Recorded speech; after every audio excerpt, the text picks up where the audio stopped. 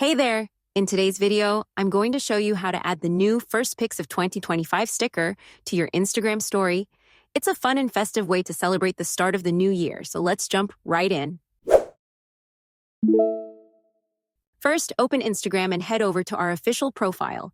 Once you're there, tap on the highlight labeled 2025. Now scroll through the highlight until you find the First Pics of 2025 sticker that you love.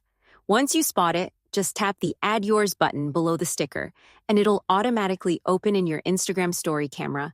If you tap here, you can choose a number of photos for your story. I will choose 6.